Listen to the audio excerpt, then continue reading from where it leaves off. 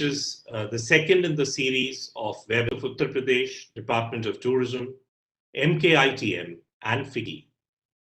This series was inaugurated on 20th of July by the Honorable Minister of Tourism and Culture, Government of Uttar Pradesh, Dr. Neelkant Tiwari, and our Principal Secretary, Tourism and Culture, Mr. Mukesh Meshram. We are in fact honored that we will have Mr. Mukesh Meshram today joining us and speaking to all of us in a short while from now. Ladies and gentlemen, today's topic of the webinar has been very carefully chosen, which is the next generation in tourism, is stress among students of travel, tourism, and hospitality. FICCI is the largest and the oldest apex association of businesses and industries in India, the voice of India's business and industry, I would say, influencing policy change for betterment of India as a country and a partner of the government to catalyze growth and development. FICCI strongly believes that education is the means to achieve all of this.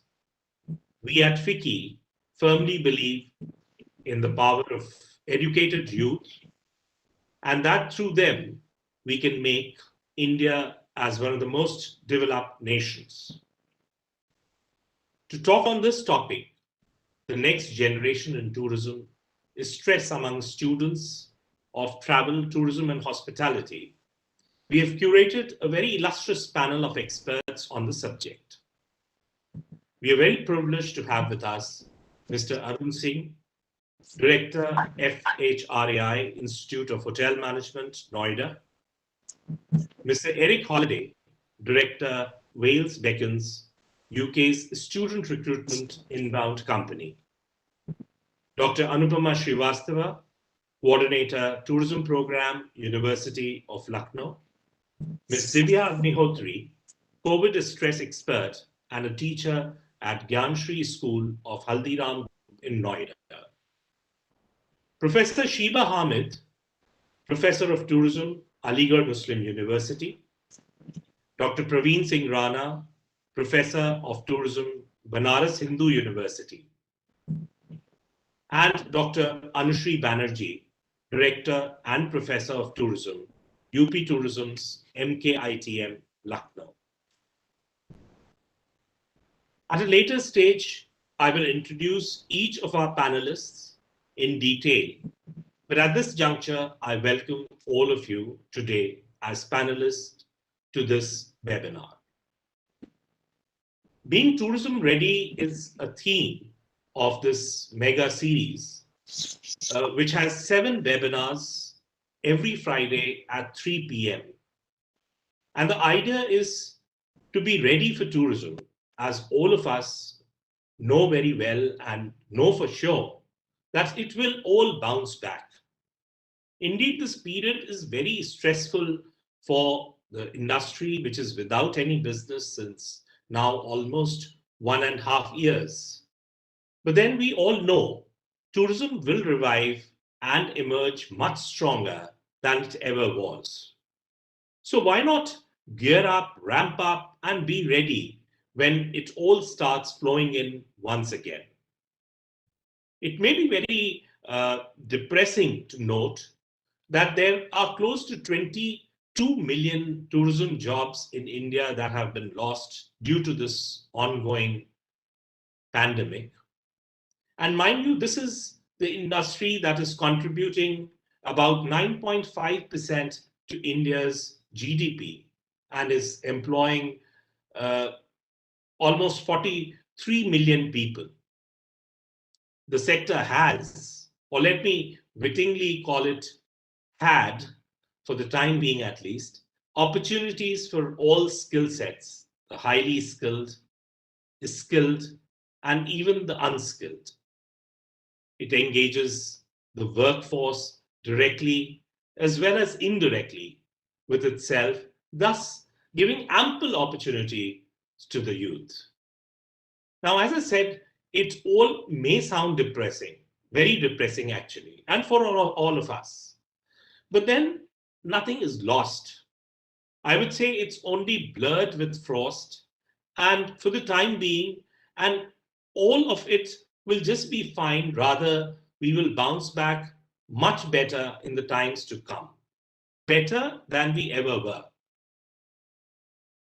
Unfortunately, in the current circumstances, the opportunities in tourism and hospitality sectors have shrunk or dried up, to the extent that even the graduating students are not being able to get internship opportunities that are actually a mandatory part of their courses. We as tourism industry realize that as this is our realization, and we wish to handhold students of travel, tourism, and hospitality in these most difficult times. Not only it will help them cruise through this difficult phase that we are in, but also as an industry, we would have a post-pandemic ready workforce when we need them uh, with us for our own growth and to expand our own businesses, which at the moment are on sabbatical since almost, as I said, 1.5 years. Now, of course, as I said that Mr. Mukesh Meshram will be joining us in a moment, but let me take this opportunity before he joins us to introduce the illustrious panel of experts that we have today. We have with us Mr. Arun Kumar Singh, Director of FHRAI Institute of Hotel Management in Noida. Earlier to this, he served as the principal of IHM Mumbai, and earlier than that in Lucknow. In 1996, Arun had set up a Foodcraft Institute for the government of Rajasthan, which later in 2001 was upgraded to the Institute of Hotel Management and Catering Technology. Mr. Arun Singh is the alumni of IHM Lucknow from the batch of 1984. And initially, he had started his career with a five-star hotel in food and beverage. And then in 1987, he shifted to teaching hotel management at the IHM, which he continues till date. We also have with us Professor Sheba Hamid of Aligarh Muslim University. She's the professor, coordinator, and training and placement officer of the Master's Degree Program in Tourism Management at the AMU. Sheba has 5 published books and 35 international research papers on tourism to her credit. She's a member of several editorial boards of journals, research committees, selection committees, and boards of studies. Sheba is also the conference advisory committee of AMU and the counselor for the tourism program at the Indira Gandhi Open University. Sheba is a keen traveler herself, and she's a connoisseur of literature, culture, art, cuisine, and costumes, probably all things that are good. Then we are privileged to have been joined from Swansea in the UK, Mr. Eric Holiday, whose surname Holiday, though with a minor change in the spelling, defines what he does. Eric is the director of Wales Beacons in the UK.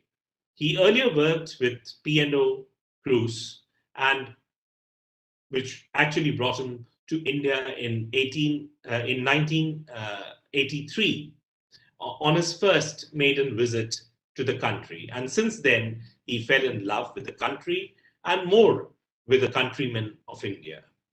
In 1992, on one of his personal visits for a holiday to Goa, he was inspired to start his business as a tour operator. And then he went on to specialize in the university education recruitment programs, inspiring Indian students to study in the UK, particularly Wales.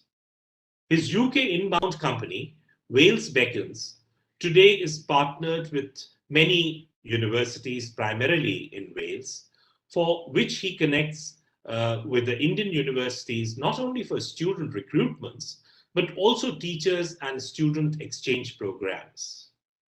Eric's company, Wales Beckons, is in fact the only travel company in the UK that arranges tours for Indian parents who wish to first see and understand where and how their children will study and live when they go and join the universities in the UK. Apart from this, the company handholds Indian students all through their study program in the UK. Ladies and gentlemen, we are also privileged to have Ms. Divya Agnihotri, who's a passionate teacher of humanities at Gyanshri School of Haldiram Group in Noida. Divya has worked extensively on the national education policy, is studying it in great detail and critically analyzing it in the present context. After the pandemic hit us, she went on to do an analytical study of COVID-induced stress among the teachers and the taught. She's the team leader of Brewing Knowledge Club, which is a part of the national training team at the Learning Forward India. For an early changeover from face-to-face teaching to screen teaching, Divya also provided free training to teachers on the online teaching methods and processes. Divya Agnihotri also specializes in a branch of brain mapping where she analyzes multiple intellect of students as their learning modalities through their fingerprints. Quite an interesting intervention this sounds. On this panel, we are delighted to be joined by Dr. Praveen Singh Rana, who's a professor of tourism at the Banaras Hindu University in Varanasi.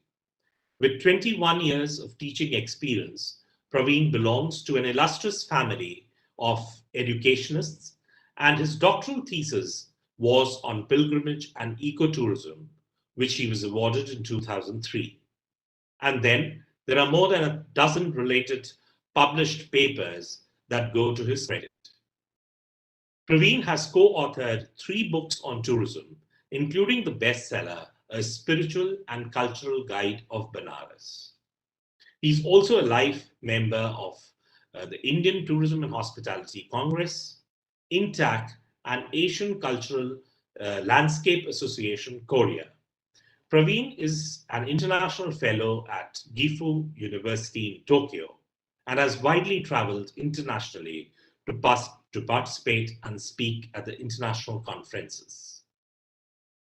We are equally delighted to have Dr. Anushri Banerjee with us, who in fact is a very powerful lady of this ongoing webinar series, as it is being organized in collaboration with the UP Tourism's training institution, MKITM, that she heads.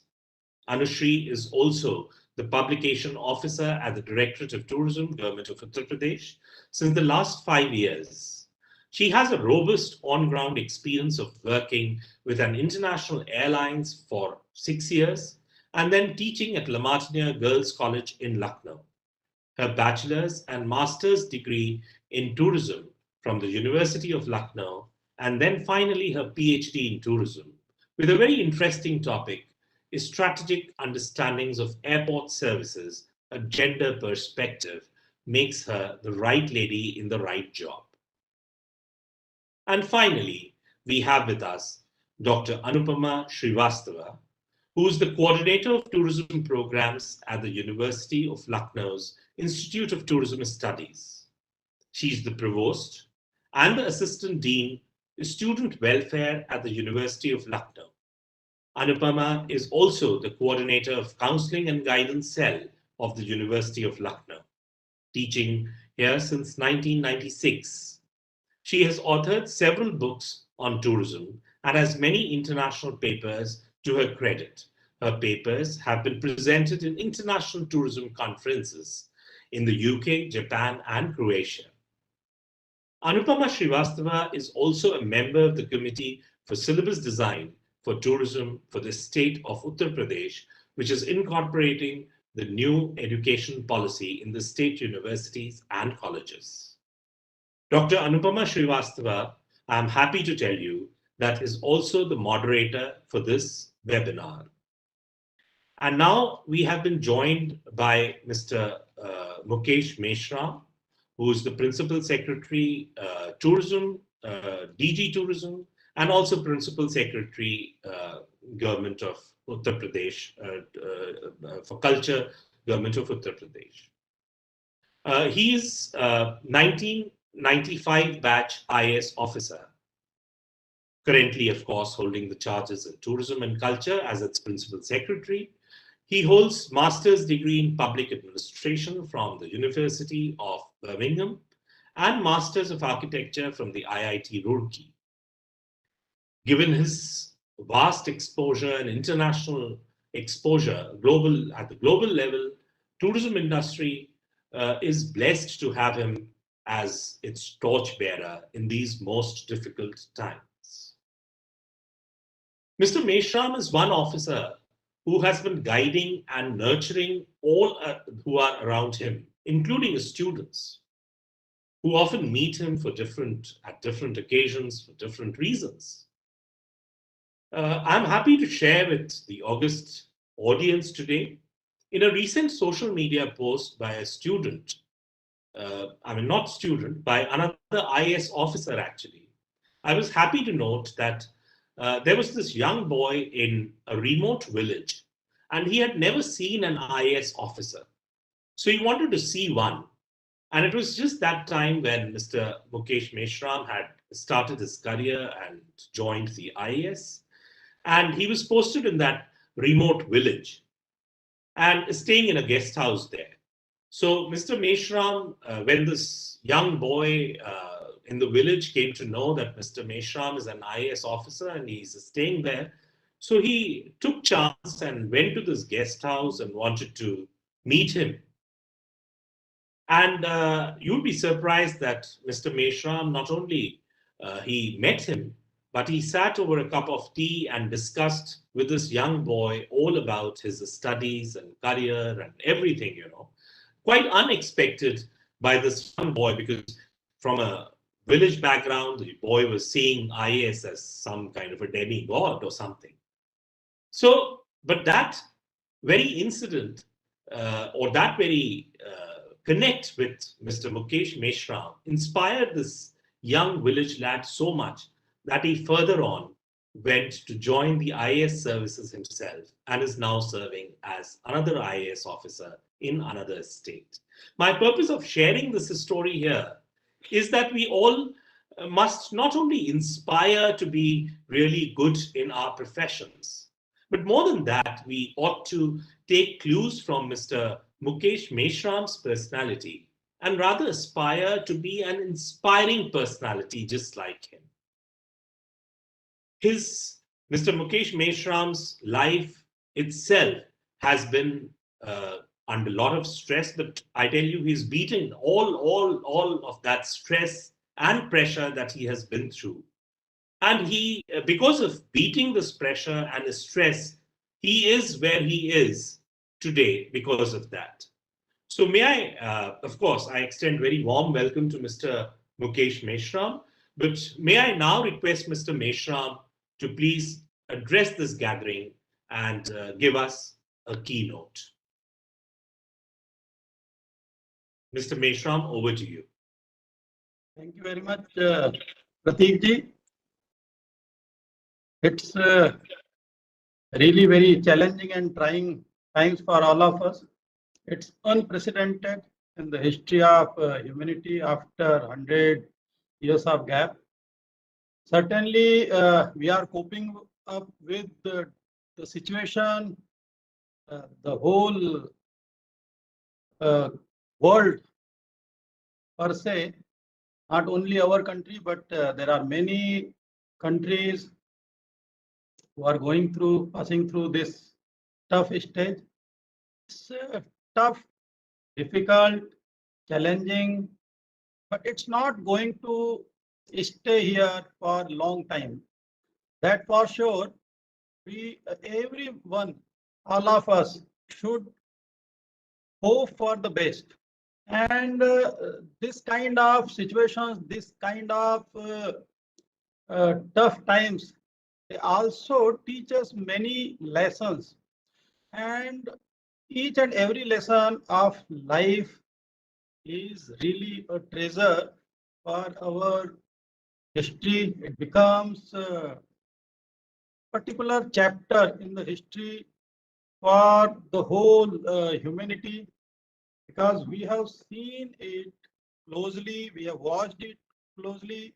Before this post, I was working in the field as a divisional commissioner of Lucknow. I have seen the hordes of people coming from migrant laborers coming from different states back to Uttar Pradesh, not in hundreds, but in lakhs.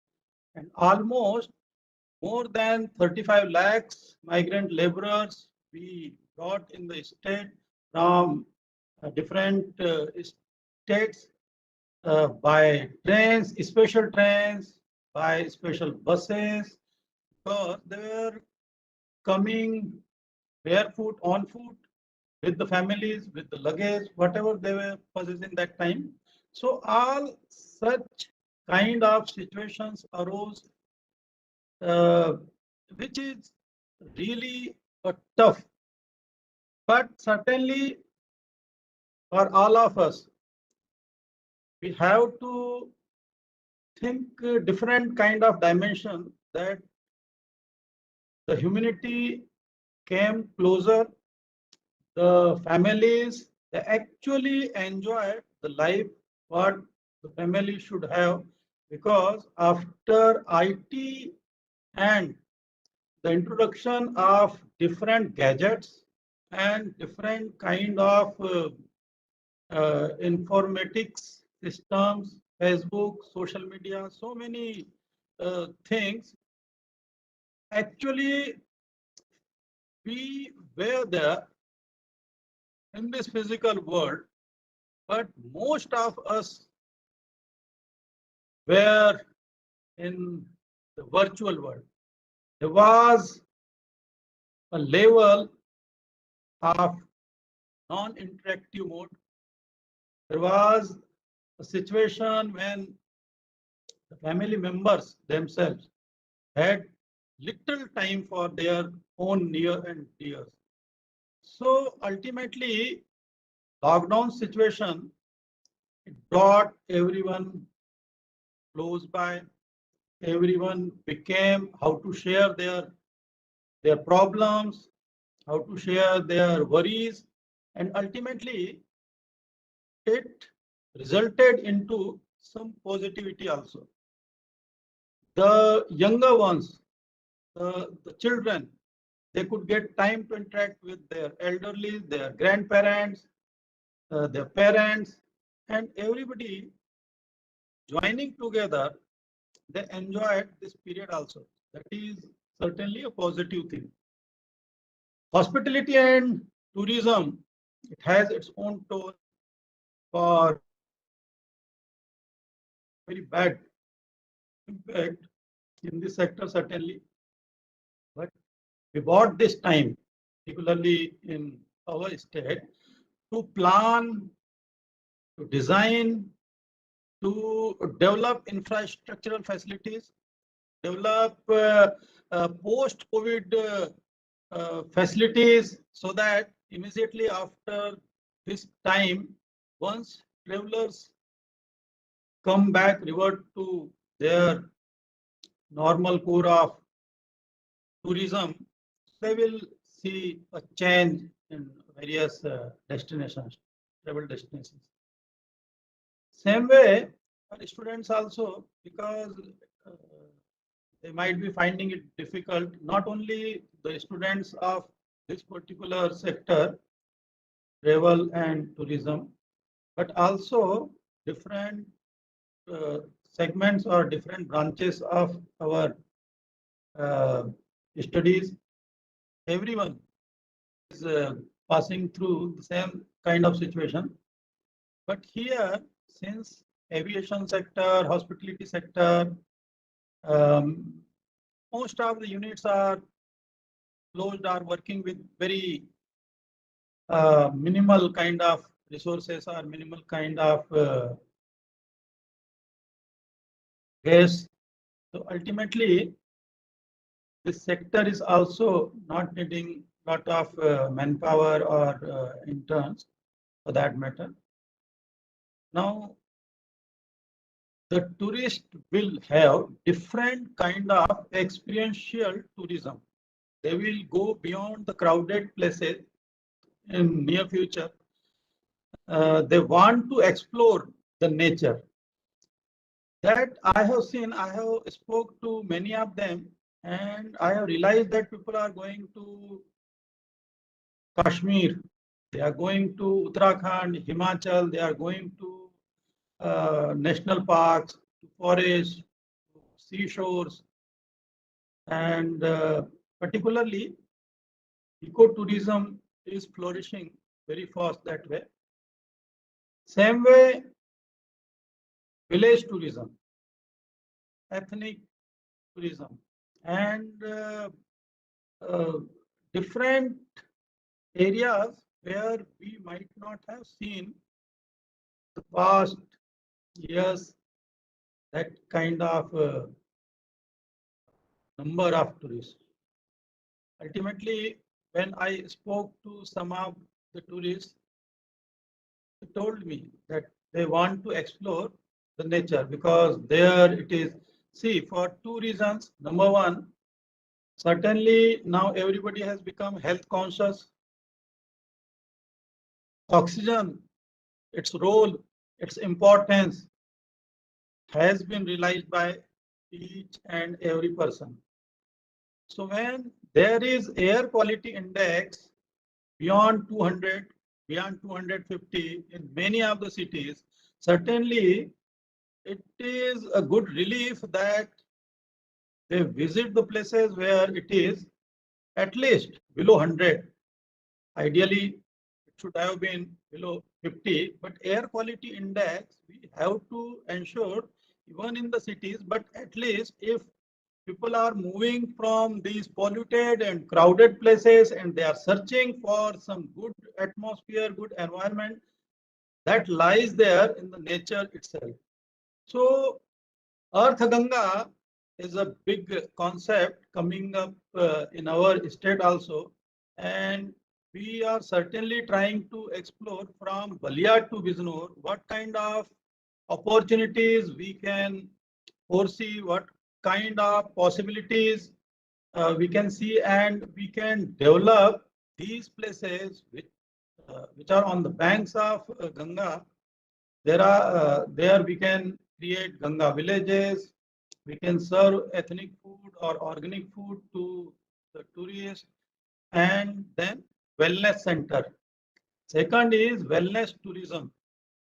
Panchkarma Ayurveda, it has established its own importance, like the whole yoga system, which is our heritage, but for years there was a gap. We forgot many of the systems. Again, it is redefined in new forms. Ayush Ministry and Ayush Department, they have started the possibilities of developing wellness centers and yoga centers. Same way, Tourism Department, Uttar Pradesh has come up with its own state tourism policy 2018, under which we are trying to promote wellness tourism also. And whosoever sets up wellness center, we are ready to provide them subsidies. We are ready to provide them fiscal and non-fiscal incentives.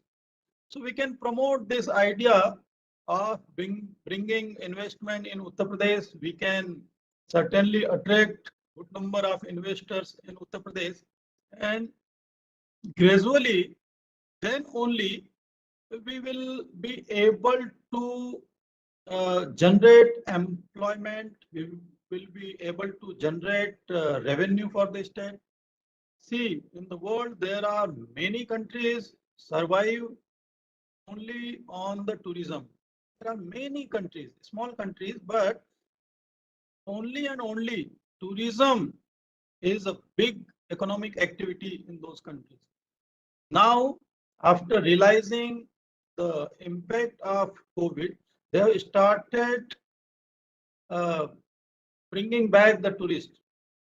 Maldives, uh, one of my journalist friend from Mumbai, he visited Maldives recently and he posted lot of photographs from Maldives. Maldives embassy and the government of Maldives, they have invited all the journalists to visit their country and then publicize it through articles, through travelogues to different people so that they go to visit Maldives. Same way, US has already started different kind of activities. Education, tourism is a big sector in the economy of US.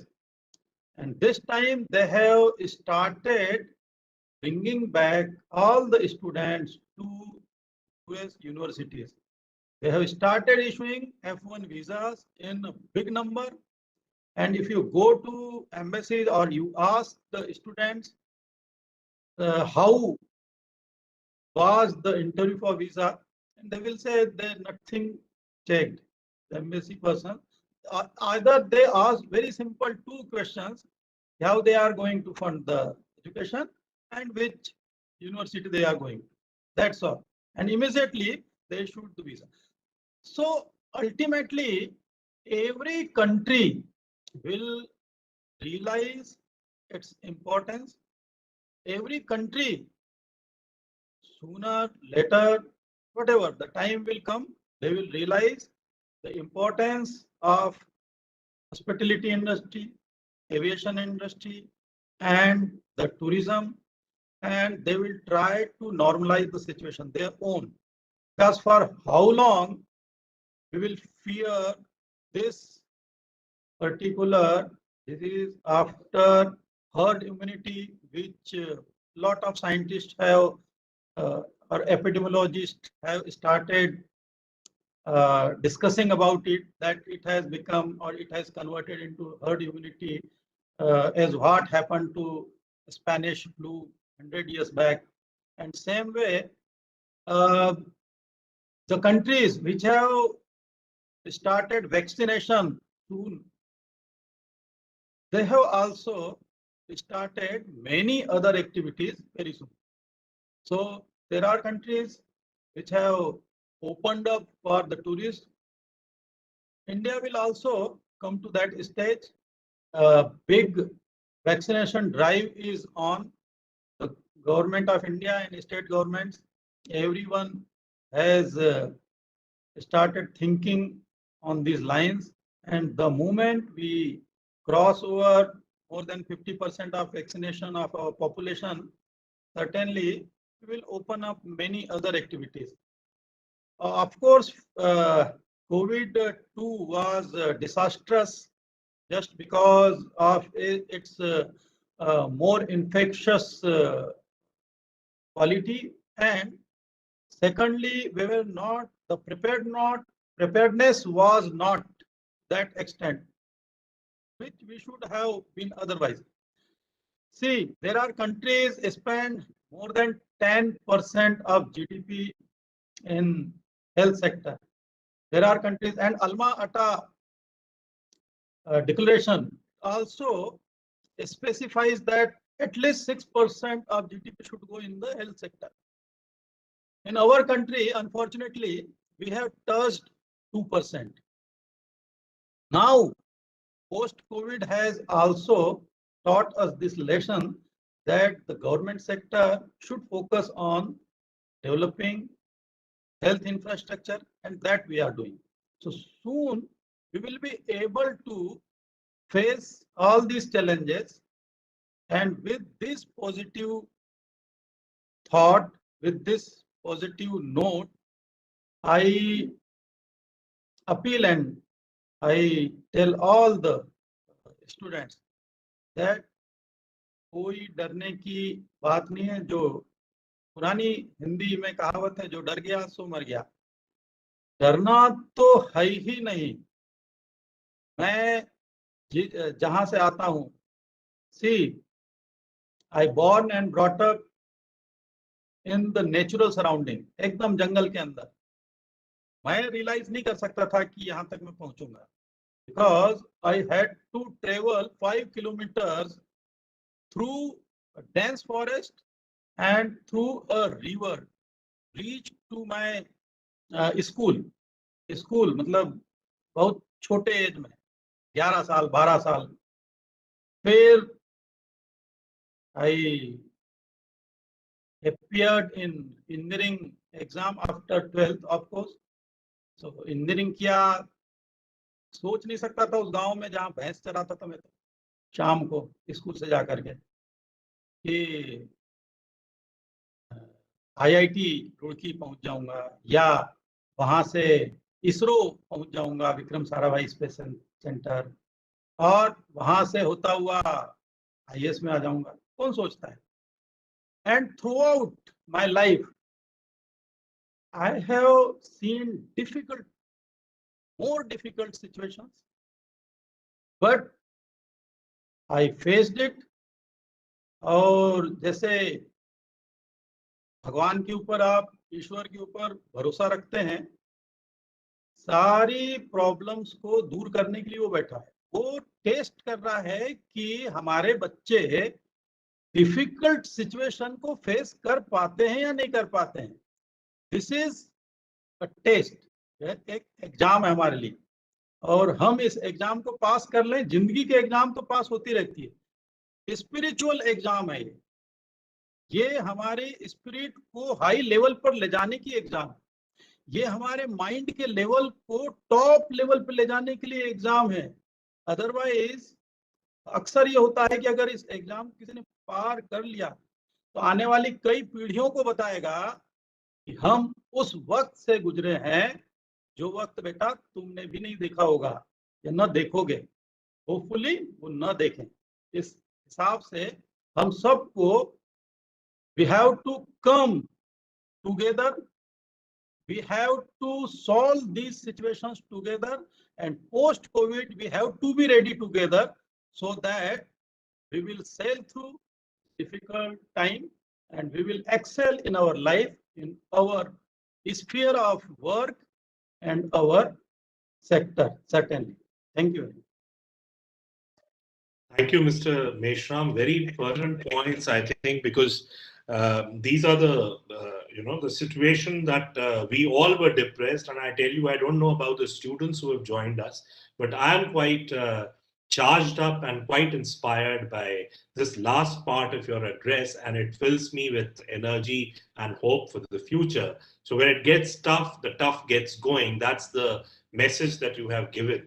And I'm delighted to inform the audience and to Mr. Meshram that today we have been joined by at the moment we have 3,123 participants with us, and about 1,500, which is 50% of them, are students from different universities and teachers from around the globe. So this is a very important aspect that Mr. Meshram has mentioned, and I'm sure the students who are in a stress, like all of us in the industry, have been able to, at least, he has been able to help you come out of your stress a bit, if not all. Continuing with this webinar, we have our moderator for the day, Dr. Anupam Srivastava, and I've already given the introductions of all the panelists that we have today. So now it's over to you, Anupama, for this further. Thank you so much, Mr. Prateek. Just to put in a few words, Mr. Prateek has given very passionately years of his life to tourism, not only in terms of being one of the most important operators today in India, but also he has given his expertise in the field of academics. So I'm so glad, sir, that you have given this platform through FICCI and UP Tourism also, so that we can discuss these key issues with the students. So just to move ahead with the event, I'll just place the sequence for you. So we will, I request our expert panelists to share a few words with the students, because after all, this entire program today is based for the students. So welcome students, and let's hear it from our expert panel, and let us share their experience, and let us see how together we can move through this pandemic and difficult situation. So in this, I first request Ms. Divya Agnihotri. She is an expert and deals with COVID situations, and I request Ms. Divya to address the audience now. Good afternoon, and thank you, Anupama, for that, for those kind words. And honored to be a part sharing this virtual stage with such an elite list of panelists. Stress is something that we hear very often, and we've grown up hearing this word. And at the drop of the hat, people use this term. But this last 1.5 years has actually shown us what stress can be like. I would thank Mr. Mishram for having those positive words. Otherwise, listening to the facts and figures which were shared by Mr. Pratikira, it was scary. But do we understand stress? Do we actually understand what impact it has on the mind? Something that is stressful for me could not be stressful for another person. So then, if a situation is bad, it is bad for all. So why does it create stress in one and not in the other? The reason is stress is self-induced. The reason could be our own personal experiences, personal expectations from ourselves. The reason could be the peer pressure, parental pressure, or by large in India, the societal pressure that is created on people that their career define their merit, their success rate. If we talk about students today, probably they are the ones who are lost. No sense of direction for them because they don't see a future for themselves. Those who are already in the profession like us, we've proven ourselves. We've gone through it. We've worked on it. So probably that gives us some amount of confidence that yes, we can do it again. They still have to test themselves. And in this scenario, where in the current situation they are in, it seems to be very difficult. But the point is, this situation has taught us a lot. The first and foremost thing that we've learned from this situation is adaptability. Humans, we are a generation, we are a race that can very easily adapt to new situations. There have been so many instances in the history, the Spanish flu, 2 world wars, the Great Depression, wherein situations where the world seemed to have ended. And we've bounced back way better than what we were before that. For the students today, the one and the most important thing is that you've seen the worst and things are going to be better from here. They're going to just improve from here on. And this is an interim period for you to build on yourself, because my observations and my analysis of the students, the changes that have been happening in their attitude, in their overall skills over the last 1.5 years of virtual education is that they're losing on their social skills. And I believe in tourism, this happens to be one of the most important aspects. Your social skills, how you interact with people, how you can handle people. Students have started losing interest, focus because of the stress level. The key is to keep yourself focused, to keep yourself engaged, to keep yourself involved in different activities. Bring up a hobby. Get involved in something which is close to nature. That will keep that skill alive in you and pull out that stress factor from your life. Momentarily, it will come back, pull it back out. That is the way to deal with it. And on that note, thank you, Anupama. And I would like to hand it over to the moderator. Thank you. Thank you, Ms. Divya, for giving the students a perspective of what can be done in this pandemic situation. And I would now request Mr. Arun Kumar Singh, the Director, FHRAI, and also with a vast experience in academics in the hospitality sector, to share his words with the students. Thank you, Anupam ji. In fact, I have been principal from last 25 years, and we had never seen or thought about this kind of situation that will be there. In the first, I was in Jodhpur, then I came to Institute of Hotel Management, Lucknow for 10 years, where Mishram sir is now the chairman of that institute, then Mumbai. And when in March 2020, this situation started, even we were not in position to think what to do, because our hospitality education or hotel management education is a skill-based education, where almost 60 to 65% content is skill-based. It took us about 1 week to understand the situation and then act accordingly. But what we did, that we in fact fought in two platform. One is the faculty, because we all are aware about the online education, all this, but hardly any institute had experienced this before the COVID. Though the platform was available, things were available. So what we did, we organized the program for the faculty to just make them familiar with the different tools which had to be required for the online learning. And then our bigger experience responsibility was the student, because you can imagine it was the month of March 20, and when 90% of our IHM Mumbai, which is the first and the biggest and largest institute of the hotel management in the country, 90% of our students have already been placed, and they were about to go to the industry by the end of April, and then suddenly this problem came. So what we did, we tried to talk with the company and different hotel group, the Taj Group, Oberoi, ITC and others, and we requested them not to cancel the offer that has been given. If the situation is difficult, they can just linger on, they can give some more time to the student to join when the situation improves. On the other hand, we tried to approach to the other businesses, allied businesses who were willing to come to IHM Mumbai for the placement, but we so because of the almost 100% placement, we are not entertaining them. Then we suddenly approached to them and asked them online or offline interview. A reasonable number of students has been selected, and then we started a new thing there. We discussed with the industry experts, and we organized about 2-minute session. They speak about the industry about 2-3 minutes, and we incorporated about 16 to 17 vice president and general managers, which has been clips of that has been circulated to different IHM in the country. We also asked two things to the student. First thing is the time to follow their passion.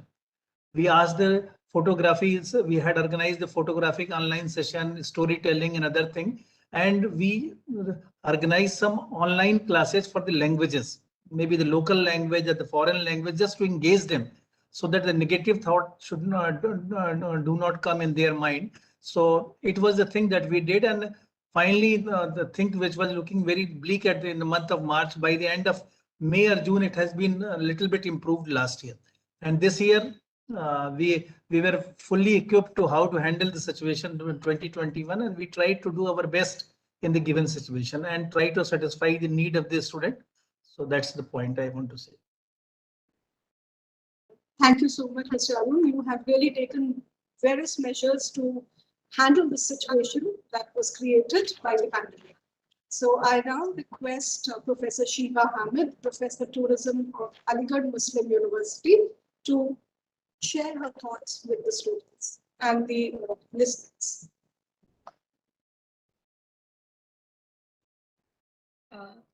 Thank you, Anupama, for giving me the opportunity. And I'll just take a second to thank the organizers, especially Mr.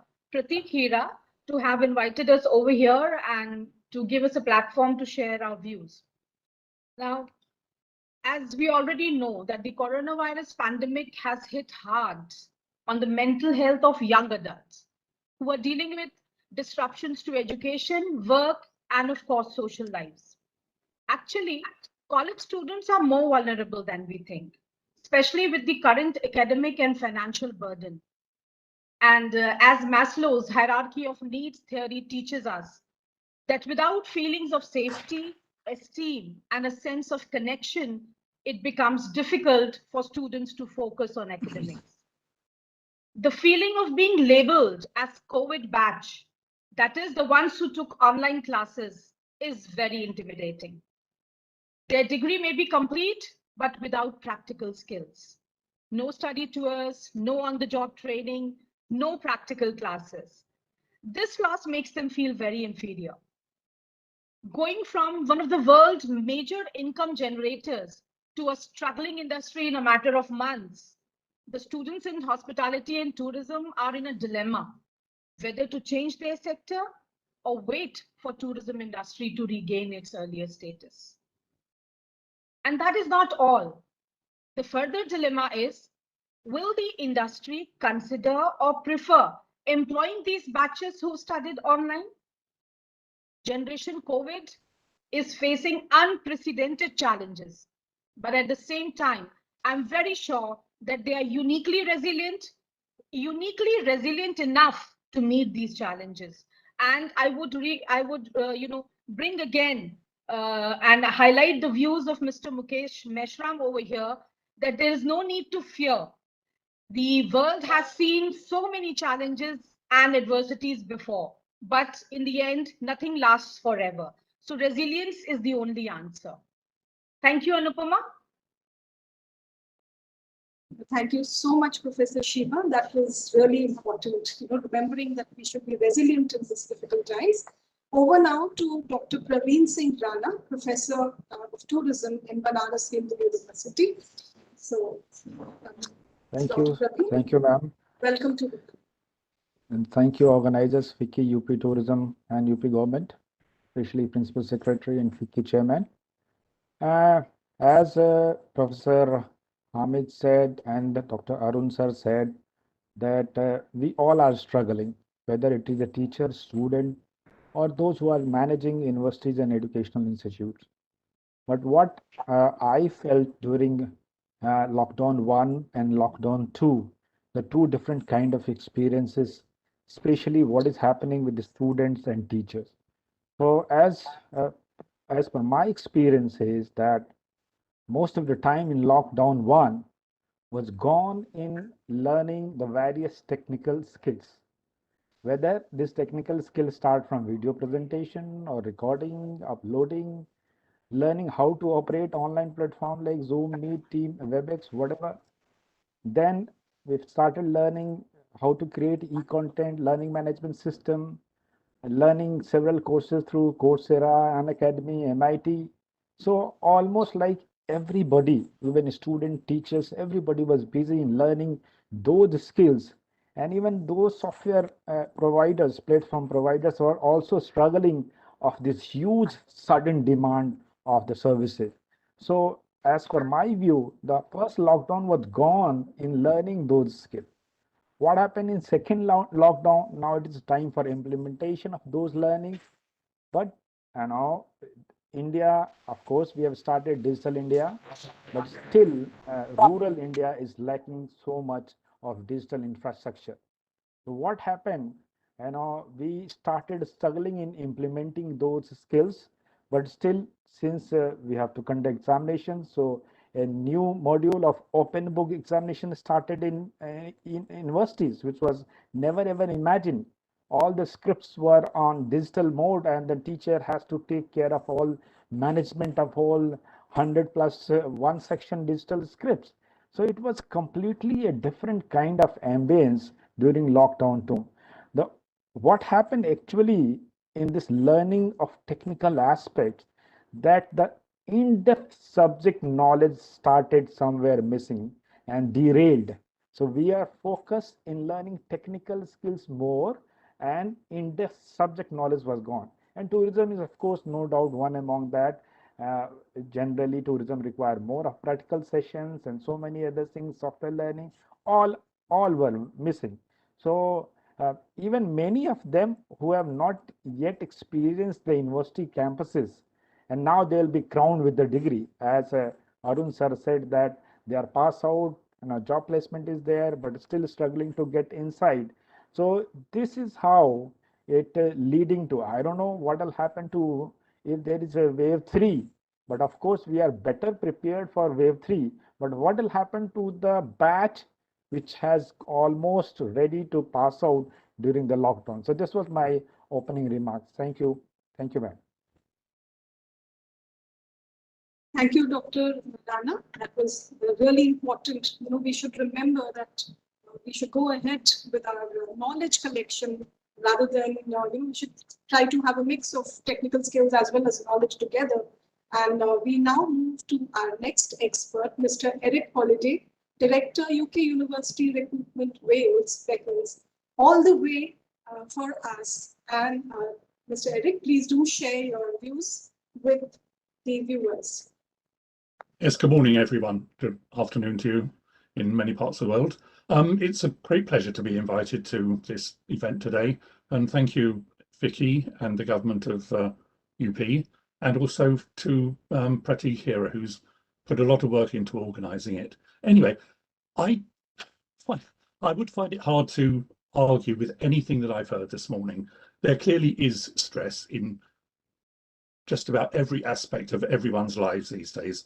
And unexpectedly, no one expected the COVID virus to have a effect such as it has had.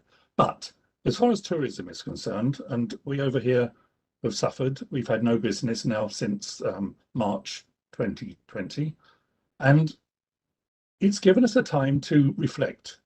And I think that anyone that's been wondering whether they really want to become involved in tourism, hospitality, travel in any form, whether that's the right decision for them, I would say yes, it probably is, because things are going to change. They're going to change in a way that was probably not anticipated just 2 years ago. But now, any youngsters that are thinking about their future, there is a future in tourism, and they should not shy away from studying this particular topic, because they are going to be the future of tourism. And that can only be a good thing, that the youngsters are encouraged, because there are a lot of people around who still have their jobs, and they can encourage the youngsters to take up a career in tourism. But there are various aspects of this whole studying. One is the universities, they've had to change. We've had to change as tour operators. And students themselves have got to decide whether indeed they should travel or think about traveling abroad to study. Now, tourism courses exist in universities all over the world. In our case, in Wales, there are some very good universities who have tourist courses available. Thought has had to be given about online courses, and that sort of process is presumably still going on. But anyway, that the thought of having to come or travel to a university in a foreign country is itself a stressful situation, and we can try and alleviate that by making certain arrangements for anyone thinking about doing a course in Wales, to enable them to see what they're coming to, the campus, the facilities offered, the accommodation that they will be available to them, and the general area, and of course the wider area of Wales, which is a country that has appealed to a lot of people when they've found it for the first time. I think Mr. Hira is one of those people. So yeah, it's not. There is help if someone is thinking of travelling abroad, help for the families and the students. And we're here to do what we can in our small way to make the life of a student that much better and that much easier and less stressful. Thank you very much. Thank you, Mr. Eric, for your encouragement and giving us access to actually, if you're thinking of studying in the UK, in Wales especially, Mr. Eric is there to help you out. So thank you so much for joining us in this session. And over now to our last expert today, Dr. Anushri Banerjee. She is into the field of academics, been teaching tourism for a very long time now, as well as she is now the director of MKITM and working with the Pradesh government. Tourism. Over to you, Anushri. Thank you so much, ma'am. I want to thank you for inviting me to this platform and making me a part of this eminent panel. As I have been part of the industry for quite a long time, I understand the needs of the industry. And now being the director of MKITM, I totally associate with the students. Mental stress can affect students' motivation, concentration, and social interactions, which are crucial factors for the students to succeed in higher education. Due to the long-lasting pandemic situation and strenuous measures, such as lockdown and stay-at-home orders, the COVID-19 pandemic brings negative impacts on higher education especially. A large number of students are affected because of a prolonged break from their academic activities and by staying at home. They were and are not able to meet their social needs, which is an important aspect according to the Maslow's need hierarchy, as Professor Sheba Hamid also stated about the first two needs. I will add on to that and I'll state about the third stage of the theory, that the third level of human need is being social, and it involves the feeling of belongingness. Belongingness, it's of course the human emotional need for interpersonal relationships, affiliating, connectedness to one another, and being part of a group. The need of relations and friends are very important for the development of one's personality. No outing, no teamwork, no brainstorming sessions, no group discussions has resulted in the loss of a sense of belongingness for the students. So we are here to have a great session with you all, and I'm really looking forward towards it. Thank you, ma'am. Thank you, Dr. Anushri, and I'm sure the students will look forward to this, round of question answer session that we're going to begin with. And in this line, I request the panelists to now address a few relevant questions related to the pandemic, the students, and tourism, and probably stress. So let us see how we can give solutions for the betterment of the future professionals in our field. So the first question I would like to address to Ms. Divya. Ms. Divya, Yes, please share with all the youngsters who have joined us today how exactly they can overcome this stressful situation which has been created due to the pandemic, and what they can do with their career choices. Okay, thank you, Anupama, for that question. First of all, for the students, you are already into a professional course. There is a path that you've already selected. There has been a gap, definitely. Going by just a few interactions with people who are into recruitment, one positive thing that I've heard around is that recruitments, whatever meager are happening, they are for the freshers, because companies are downsizing.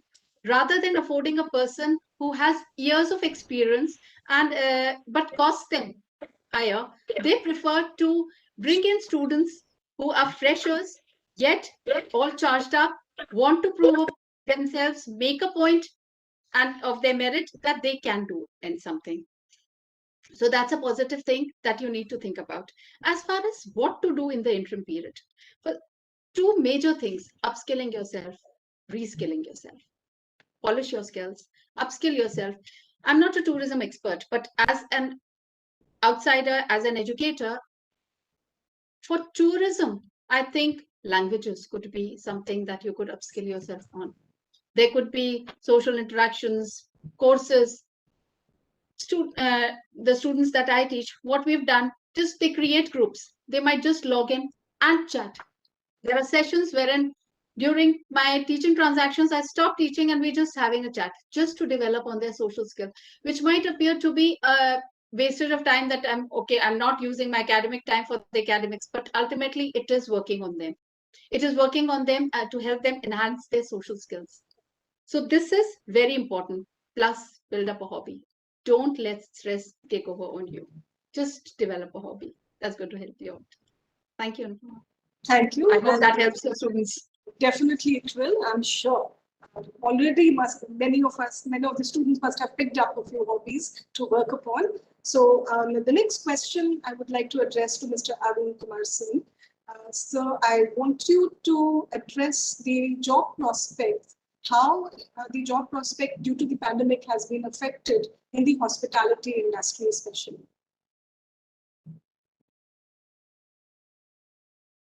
Thank you.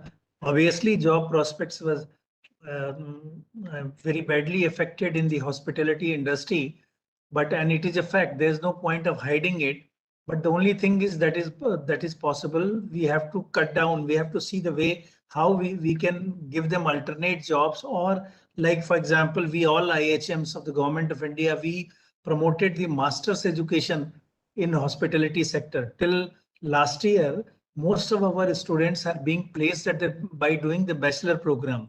So very less number of students were opting for the management for the masters, and therefore the Ministry of Tourism, Government of India has decided this year to increase the seats of the master from about 100 to 300.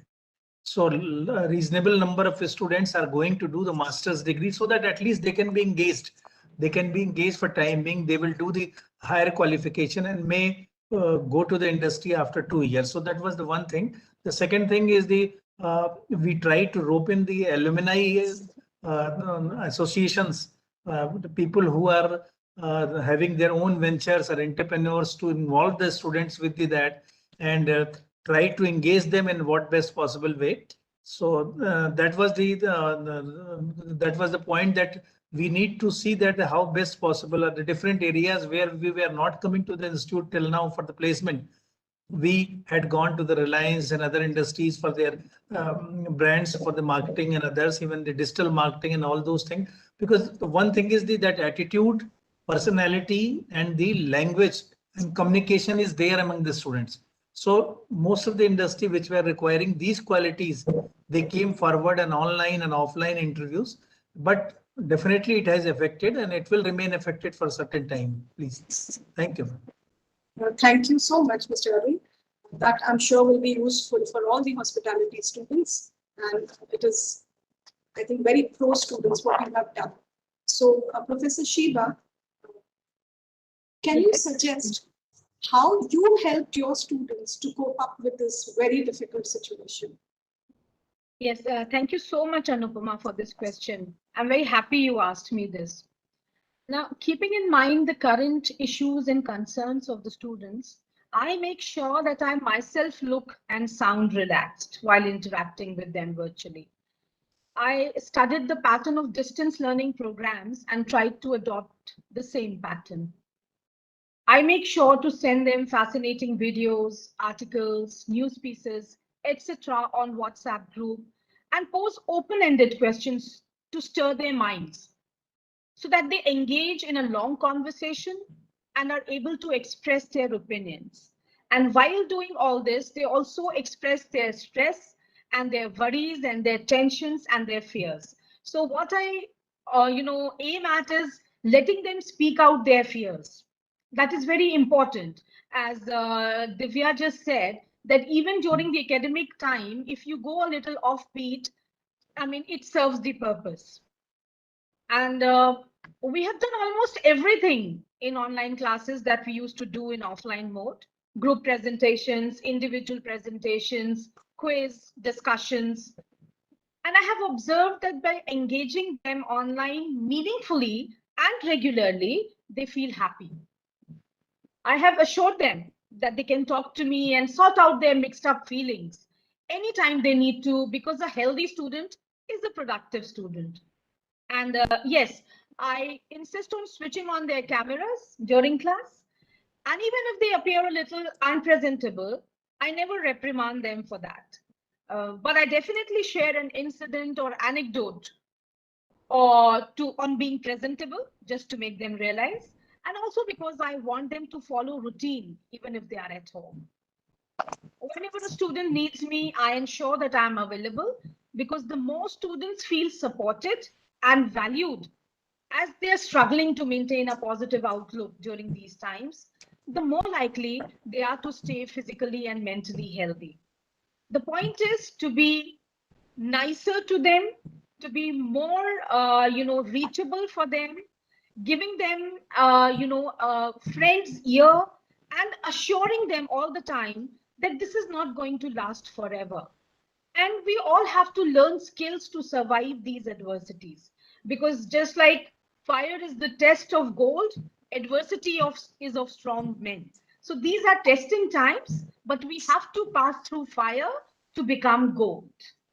That is how I try to engage and enliven and assure my students.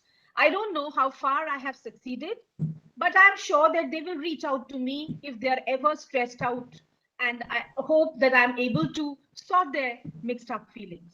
That's the only thing I think what a teacher can do, sitting on a computer and looking at their students on screen. So this is what I have tried, Anupama. Well, that's wonderful, Professor Sheba. That is a commendable task that you've undertaken and helping out the students in this challenging situation. So over to Dr. Praveen. I'll just move a little, I'll deviate from the question slightly. Now, Banaras is one of the most sought after destinations of India. Now, how would you compare between what happened yesterday in tourism, particularly what the situation is today, and what you foresee for tomorrow? Keeping in mind the COVID scenario. From stress to Banaras, that was interesting to know that especially the city has really a unique space in Indian tourism. And in number wise, if you see, although it may not look like, okay, in Uttar Pradesh, Agra is such a big destination, that it covers like many smaller destinations. Banaras is one among, although it is like attracting almost like 65 lakhs footfall by Indian tourists and 3 to 4 lakhs of international tourists in last 2019 pre-COVID season. So that was a huge number for a city like Varanasi, which is geographically and area-wise quite small, but attraction-wise it is very big. But luckily, being a constituency of our Prime Minister, many activities were already going on pre-COVID time. I'd like to highlight that in addition to tourism attraction, which almost like all the tour operators sells in Varanasi, Ghats and Sarnath, that is the most popular thing we sell in industry. But when a new schemes like Hriday and Prasad was included Varanasi city, then people have started, all stakeholders started thinking that what kind of moderation, renovation changes face of the Varanasi we can do. So that government schemes start, but it takes long time. So in addition to Hriday and Prasad, you might have heard about a prestigious project of Vishwanath Dham corridor, or even Ghats of Banaras renovation, or very recently that convention center was inaugurated by PM himself. So this was a project which was already going on pre-COVID period. So Banaras was already active, that the face of Banaras should not be only Ghats and Sarnath. So this was already going on with the normal pace, or you can say a little bit higher side of that. But what happened when the COVID arrived? Of course, everything was stopped. But at the same time, when the government have started relaxing all the rules and regulation, the city administration took a great opportunity to work on these massive projects, because there was very less load on this site. No visitor international, no very less number of local visitor. So they took this opportunity by taking some permission that why not in this lockdown period, unlockdown period, we can complete most of the major tasks. And what happened that almost we are going to see that such a prestigious projects on Varanasi, most probably what government is saying is going to complete within this year. So in 2022, what we are expecting that third wave will be gone, so much of vaccination has been done, herd immunity must have reached, and tourism will start. So when tourism will start, Banaras is ready for that with a new infrastructure, new faces.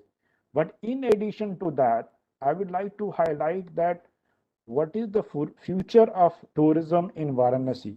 Because as I have already mentioned, that till now Varanasi has been sold with a few tourism attractions. Now, government, tourism association, private players, including FICCI, IATO, Tourism Welfare Association, they have started thinking that we have to expand Varanasi for tourism respect. And how to expand? So we've started working that what could be the other additional attraction in and around Varanasi. So earlier focus was Varanasi city only. Now it has been refocused as Varanasi and around Varanasi. So we have started working and we found that within 2 hours of distance from Varanasi, road, I'm talking about road distance, we can reach to so many beautiful destinations related to history or whatever, which can be covered from Varanasi, and that can add on value of Varanasi. Let me highlight few one. Places like Jaunpur, which is like very good for Sirki dynasty architecture marvels, but nobody was visiting from Varanasi to Jaipur. The new Vindhyachal corridor is coming and most probably going to complete within a year. There is a Chunar fort, Mughal time fort, which was occupied by the police, PAC people, but no further actual activity of tourism was taking place. So these kind of things were identified. The new trends in tourism in the world is like one of the tourism is called geotourism or geo-heritage, which is not at all popular in India. But you'll be surprised to know that only 2 hours distance from Varanasi, there is Salkhan Fossil Park, which is considered that it is one of the most important fossil among the world, even if you compare to several fossil parks in US. But there is no proper road to approach. So, but city administration of Sonbhadra started working with the tourism people. So such kind of new potential sites we have already working. Tourism operators of Varanasi have working. During this unlocked period, we have started visiting, talking to the city admin that how tourists who are visiting to Varanasi can be also shown to this destination, and this will add on Varanasi. So this is how we are trying to change the face of Varanasi. So no doubt in future, when we will be completely on, Banaras is going to start tourism with a very new, different kind of phase, not only focusing on pilgrimage and religious tourism, but ecotourism, geotourism, camp tourism, and it's going to be, and the new development of Varanasi, Allahabad, Lucknow, and Ayodhya, connecting these all, the new routes will be discovered. So Varanasi is going to take the tourism opportunity Exactly in 2022, like anything. Yeah, thank you. That is a beautiful picture that you have given us. So students, food for thought. You should start working on these specialized sectors which are going to soon open. So our next question is to Mr. Arun. And looking at the relationships that we've always had with the United Kingdoms, what does studying in United Kingdom have in store, especially for the tourism hospitality students from India? What opportunities lie there? Obviously, each university has its own take on things, but the one main university that we work with here is very forward-thinking, and it allows a great degree of entrepreneurship amongst these students that come and study there. And after listening to what Dr. Rana has just said, the course over here probably wouldn't take into account all of the things that need to be done in India to promote the new developments in India that Dr. Rana was just talking about. So this is where the universities should be encouraged to think about how the students, well, not the universities so much, but the students should think about how they can begin to promote India in a way which brings into play all of the new things that are happening there. It's the old ways have changed, and students, having gone through a course, even if it's online and partly online and partly actually present, they should have an opportunity to think for themselves just how can they play a role in the future promotion of India. They'll have the academic side of it for their business management or whatever, but that's only part of it. The important part is physically promoting what is happening in India now, because if we don't know over here, then no one's going to know. We have to know what is happening there, because that is the only way that India can be properly promoted. I think that's probably all I can say about that as far as Wales Beckons is concerned. So, okay, thank you. Our students, thank you, Mr. Eric. I'm sure with you representing us, we will have a wonderful promotion of India, and definitely the students are going to benefit from this. And the question now is for Dr. Anushri. Now, you have been working with UP Tourism, and you've also been associated with academics. So what steps will the Department of Tourism in Uttar Pradesh take to train the much needed, human resource? So can we have your views, please? That's a very wonderful question for me, ma'am.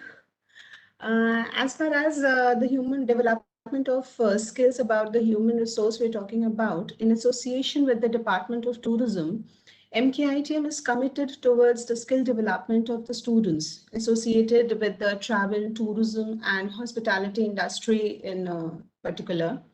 Presently, we are undergoing a training of local level guides, and we are training almost 300 students, or we can say guides, from the state itself, who after successful completion of this course will be getting guide licenses and will be self-employed in their native place only. The best part of this is that they don't even have to migrate for the search of employment and earning for their livelihood. Secondly, as the pandemic has literally stopped functioning of the whole world, so we were stressing on small short-term courses for the students, so that by the time the pandemic ends and the industry is again gaining on their roots, the students should be ready with some added skills. And taking this in view, MKITM has recently signed an MOU with Alliance Française. And in collaboration with them, we are planning to start few language courses for French, so that the guides or the students will be able to serve better for the inbound tourists who are visiting India and Uttar Pradesh in particular. And short-term certificate courses are also being planned for the domestic and international ticketing and all, which will be industry-oriented and will prove to be a boon for the students and make them industry ready. Thank you. That's really interesting, Dr. Anushri, and we look forward to the government introducing these very important skill programs open for guides and students. So back now to Ms. Divya once again. Now, with your expertise in the new education policy, which the government has come up with, how will NEP, how will NEP contribute in enhancing professional skills in students? Thank you, Anupama. First of all, new education policy. This is the third education policy that has been introduced by the Government of India since independence. The last one being in 1986, which was revised in 1992. So basically, till date, we've been teaching the millennials in a pattern or with a curriculum or style which was of the previous century. So the new education policy is a very welcome change. The most important thing being the introduction of vocational education in middle school level. In professional education, we see at many a times that children join a course because it seemed to be very attractive or lucrative from outside. They were attracted or because of just the whole group deciding to go ahead with it. But once they've joined in, they realize that it's not their cup of tea and they just walk out of it. With vocational education being introduced in middle school level, this gives them a scope to experiment with things and be more clear as to what their area of interest and approach towards career is going to be like. So that will give them a sense of direction in the first place when they are joining. Tourism is actually a subject which is offered in +2 level, though not sought after. And probably I believe that is one of the major reasons why tourism in India appears to be majorly the unorganized sector. So taking up tourism in the school level will definitely add to this, and any other professional course. So this vocational education of the NEP is actually very positive approach towards guiding students from a very early stage towards career choices. Thank you. That's wonderful and much needed change, I'm sure. And even at the higher education level, the NEP is introducing lots of vocational courses and skill-based programs, and that is very encouraging for this generation.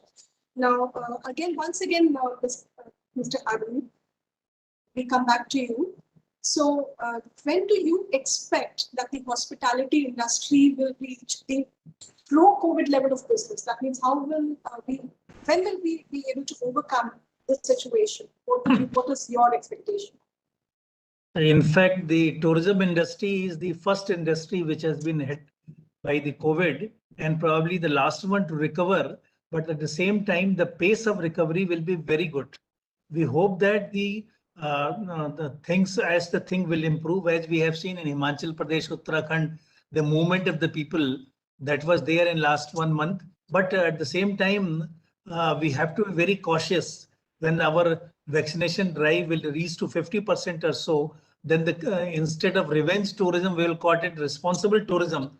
People will go out and the opportunities are going to be there. I hope by the mid 2022, we will cross the pre-COVID level of the business in hospitality. But in the meantime, we have to engage the students in such a way, like in COVID, about 100 of our students in different IHM started cooking and selling food from their home.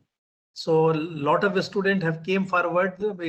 It's hardly costing them anything, and some of them did well. And not in terms of money, but in terms of the experience that they got. It is not easy for them to understand. Like in Mumbai, we had one event that is cornucopia, annual event, and we have a sale of about 8 lakh rupees just in 2 days.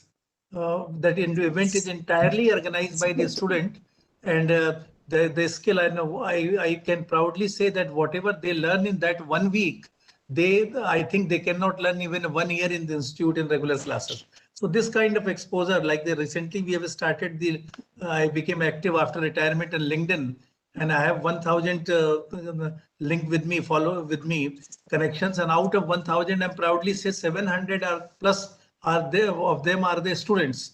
I am more happy to connect with the student along with the professional. So every day we have, like the general manager Leela Bombay and me and other people have created a group on the LinkedIn, Help Hospitality Hopefuls. And we are putting about more than 100 vacancies every day. But we are getting, from the different sources and the LinkedIn, and people are getting benefit out of that and the experience. What we have, little thing, 3 days back, I just put one note on the LinkedIn on my personal experience in the industry, and that has been seen by about 25,000 people. Most of them were students. So we have to engage the student, and industry will come back. Definitely, it may take some time, but it will come back in the same way as it was pre-COVID. Thank you, ma'am. Thank you. That's really refreshing to hear, Mr. Arun. The future seems very bright for the students. And sir, I would request you to share in the chat the LinkedIn link that you just talked about, so that more students can benefit out of it. So, Professor Sheba, I once again come back to you. With your experience as an academician for so many years, for so many decades, what does the future have in store for the young aspirants? Maybe next year, this year, and the coming years. Yes, Anupama, I'm a very optimistic person. And although these are very traumatic times, it divides life into before and after, before COVID and after COVID. And normally we face distressing times in life individually. But right now we are experiencing a traumatic period together. Let me begin by saying that this is the best time to study tourism because students can be a part of industry's transformation. Though the industry may return slow, but students have to learn to tailor their job search to match opportunities. They have to learn to position themselves uniquely. They may look for areas that are non-traditional or even hybrid, where the impact is somewhat lesser. For example, rural resorts, eco-friendly destinations, golf clubs, etc. And another thing is that technology is here to stay. So they have to focus upon learning latest technology and using that to their fullest advantage. They need to enter wherever they can get a firm foothold and prove their ability to adapt, perform, and innovate even in restrictive conditions, till the industry weathers the storm and comes out stronger. Because today, people see travel not as a privilege, but as a right. And in a globalized world, traveling is required. That cannot change. And I'm 100% sure that will not change. You know, the might or the business tourism might come down a bit. Hybrid events, you know, may become a normalcy. But as far as leisure tourism and all other forms of tourism are concerned, I don't think people will ever compromise there. And not forgetting how incredibly powerful and resilient the hospitality and tourism industry has been. It overcame the 2008 financial crisis, and this time, I'm sure it will come back with a vengeance. So hold on, polish your skills, learn multitasking, and to survive, to earn money, anything can be done. But attachment, remain attached to your industry, whether it is giving you financial returns or not, but remain attached to it and wait. And very soon this waiting period will be over and the students will get their jobs and they will get, you know, financial earnings from this industry very soon. As I said, and as all experts are saying, that the industry will come back with a vengeance. That is what I want to convey to the students over here. That was really an optimistic viewpoint, and your optimism will flow through all the participants who are here and listening to you. Thank you so much, Professor Sheba. Now on to you, Mr. Rana. I come back to you. So as a carry forward of the earlier question that I put up to Professor Sheba, what anxieties did your students face, and what kind of activities did you do to overcome these stressful situations? Thank you, ma'am. Before going to discuss about the anxiety and stress, I would like to highlight a recent research which is done by our department by taking tourism students all over India. We were interested to find out what are the motivation of students for joining tourism related courses. And the results were categorized into 7 points, that these are the 7 motivations for joining tourism courses. Now, when I compare those motivations with the stress, so it is like earlier, which was the factors which were motivating, and in absence of those motivations, the same factor is causing stress and anxiety. Let us take factor number 1. Tourism gives a lot of job opportunity and a huge employment potential. What happened with this motivation? Now it is converted into stress because there is a very less job. Somehow, what Divya ma'am said, that in many of the industries, freshers are given more a priority because they will get they'll be given less salary and more energy. But in tourism industry, what I have communicated that most of the seniors have lost their job. They are involved themselves in banking, insurance, here and there. But we all know that what is the glamour of tourism industry. Nobody wanted to leave tourism industry despite of whatever stress. So they are eagerly waiting for returning back. So what will happen when industry will open, the experienced people might be in a lesser salary will return back, but for freshers, there are still some more struggling time because whatever salaries and job left by seniors will be only occupied by the tourism people. Now think about, we have already discussed that how uh, this affordability is another factor to join the tourism courses by a tourism student. Like, wherever you join tourism courses in any university, you can very easily afford, whether it is a cost wise or understanding wise or whatever. But somehow these affordability, the cost become higher because when we are operating online everything, then we need more gadgets, internet services, so many other things required. Earlier they go to the campuses and everything was there. So somehow the cost of affordability of these courses were also gone high, which is also making them more stress. Now, study easiness was factor, that the courses and content of the tourism courses are somehow directly and indirectly related with the real life. You can go to the certain destination, everybody goes, everybody enjoy, learn, and these are the things which is part of our course curriculum. So of course this easy syllabus is there, but when this face-to-face was missing, so there was a great gap between the course content and learning thing. Now, self-exploration and self-reliance. In tourism, we all know that as a teacher, as a traveler, that these courses provide you several opportunity to travel here and there, explore yourself. But this particular time has caused that they have gone to the loneliness. Self-exploration has been converted into soul exploration. And finally, if they haven't found anything, this their performance is causing this whole pressure is creating their performances into lower down. So they are losing their efficiency, creativity, and absenteeism, so many things.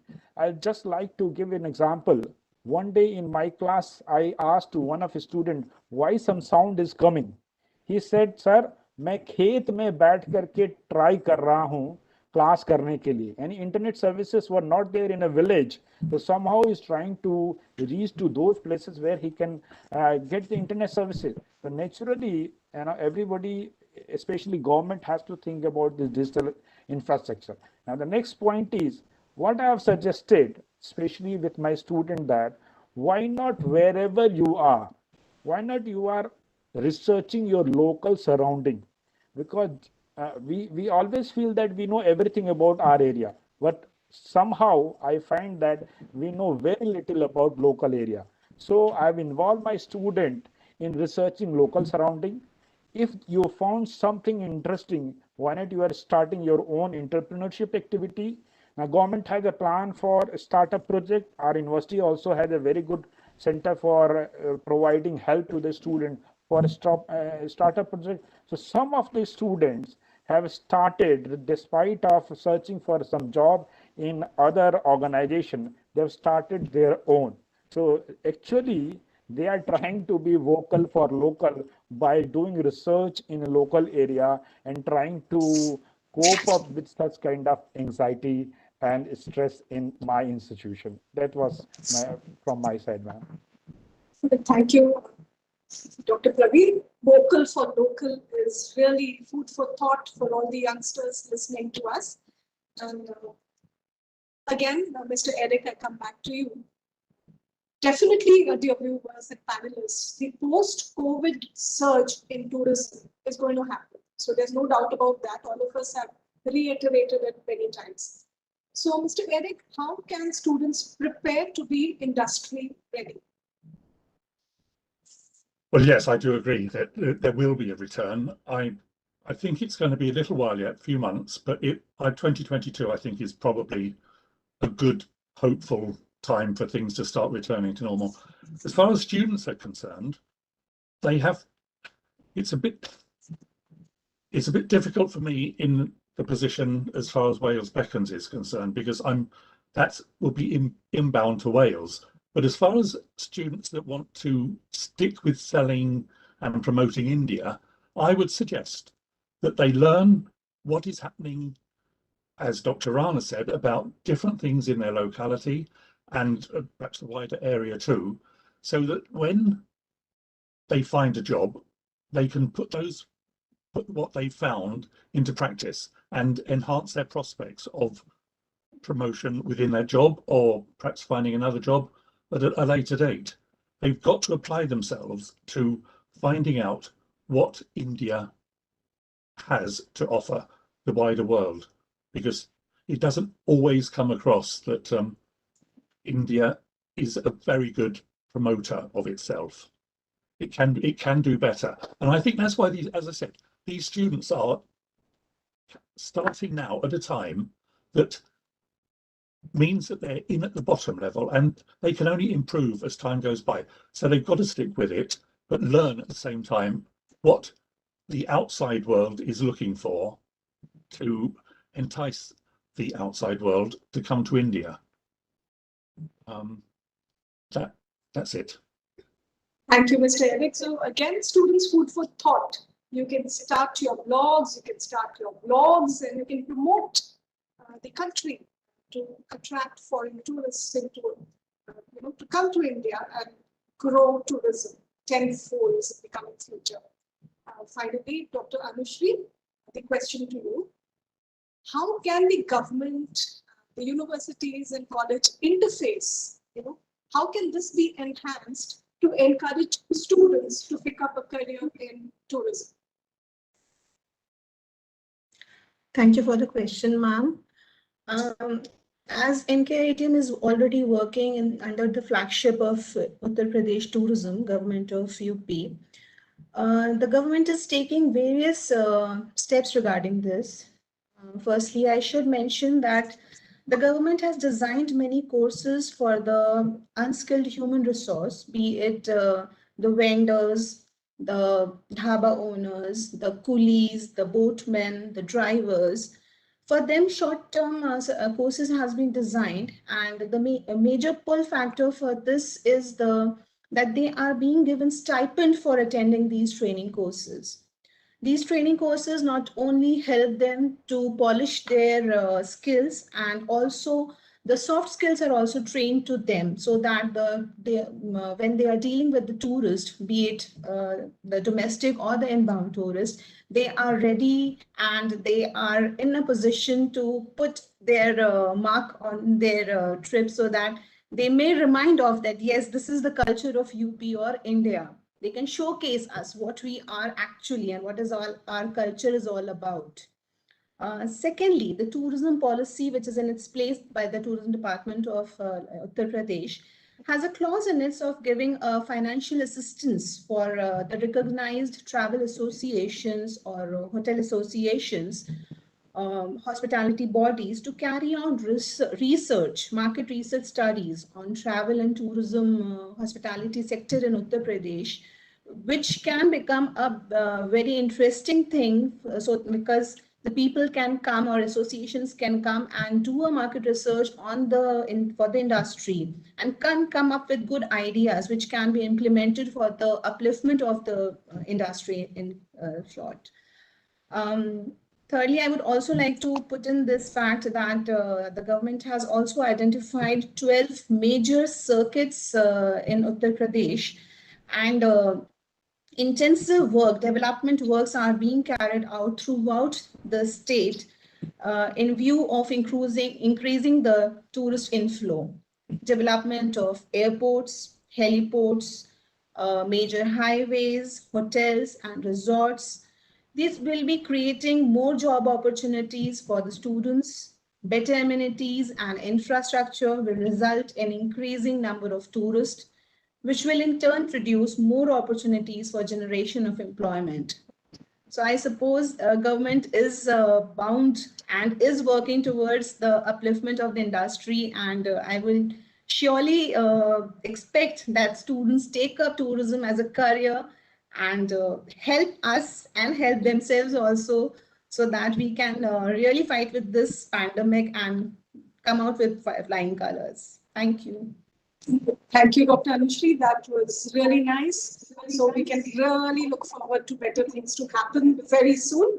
So I would like to sum up the entire session. It's been very exciting to participate in this activity. And I think the best outcome of these 2 years, the pandemic situation, has been the creation of this platform. You know, there was always a gap between the industry and the academics and the government. So here's something that is building up, bridging up this gap. So I think this is a huge difference. These 2 years have given us, open perspectives, so many new things, hybrid situations, promoting ourselves, vocal for local, the government's taking interest in building projects, completing the projects. In the meanwhile, the students being encouraged to pick up skills, to polish themselves up, make themselves industry ready, look at the opportunities. So believe me, dear students, after every threat, there are multifold opportunities. So we can identify, we have already identified these threats. So how do you turn them into opportunities is what we have to do together. So let us refuel ourselves, let us recharge ourselves, and let us look forward to a wonderful tourism career. So with these few words, I think this is what our panelists have been trying to tell you in various ways. So let us together look forward to believing in the career that we have chosen. So thank you for this platform, dear organizers, UP Tourism, Vicky, and KITM. And over to you, Mr. Prateek. Thank you, Anupama. It was indeed a very introspective session that we had today, and the points that were raised were quite pertinent and very, very important things that the panelists spoke today. And I personally believe that instead of finding answers, if even a few questions are found in a webinar or in such discussions, so probably our job is done as getting together and talking about these issues. So I think we have raised many questions as well, which in due course of time, they will help churn our minds, and they will find, people will find answers to them, and it will be all good. So overall, it was a wonderful session. And the session has also proven how worried and stressed teachers too are about their students, which students seldom think of, that their teachers are worried about them. And teachers, I think, are more stressed out than students after listening to all the panelists who are mostly teachers today, and they, on multiple fronts, teachers are facing stress. They face extended working hours, and sadly educational institutions in India seldom acknowledge the labor of teachers working online as they would when it was all physical teaching in the classrooms. Perhaps online teaching from home needs more recognition than the physical teaching from the institutions. Respect for personal time has almost gone missing in this pandemic online world. The holidays are not being counted, or excessive internet dependence is there. And add to it the home front, where often the families themselves are on online mode. So my heart goes out to the teachers on this panel, especially, who I'm sure are stressed too, but often silent and go unheard. I think an exclusive session on stress among teachers will be a good idea, and FICCI, through its Education and Skill Committee, will take up research and conduct a session on this very soon, which is important. But thanks to all the teachers, and we at FICCI, UP Tourism, Government of UP, acknowledge your role and bow down to you in respect for whatever you do. And I remember from Kabir, Guru Govind do khade, kake lagu paaye, balihari Guru aapne, Govind diyo bataye, which means there's God and teacher, both are standing together. Whom do you bow first? Whom do you give your respect first? So probably Kabir says that you should respect the teacher first, because teacher is the one who has provided you knowledge, including the path to God. So God comes second to teachers. So I now propose a vote of thanks for today's session on behalf of the Government of Uttar Pradesh, Department of Tourism, MKITM, and FICCI. I first of all thank Mr. Mukesh Meshram, Principal Secretary and DG Tourism, for delivering an inspiring address, keynote for today's session. Thank you, Anupama. Very special thank you to you for moderating this session so very efficiently and making it so engaging for all of us. We have stretched on our time and we are beyond our time limits, but which means that we had a wonderful session and we didn't want to leave the session. I also thank all the panelists in today's webinar: Arun Singh, Eric Holiday, Sheba Hamid, Divya Agnihotri, Anushri Banerjee, and Praveen Singh Rana, for discussing these very important issue and helping students to ease a bit of their stress, if not all. Not to forget the efforts of Mr. Avinash Chandra Misra, Joint Director, UP Tourism, who is quite instrumental in making us organize this mega webinar series. Thank you, Avinash, if you are hearing us. And of course, our own FICCI team, Mr. Manish Ahuja, Amit Gupta, Samanda, Chetan, and Divjot Anand. Above all, to all the guests who have joined us in large number, it is heartening to see so many students and teachers who have joined us from different universities and institutions today. And thank you for all of you for staying all through this webinar. And at one point, we had the data which crossed the count of 3,500, which is extremely encouraging. Before we leave, just to remind you that next Friday on 6th of August, we will be live again with new session, new panelists as a part of this ongoing webinar series. Thank you once again to everybody.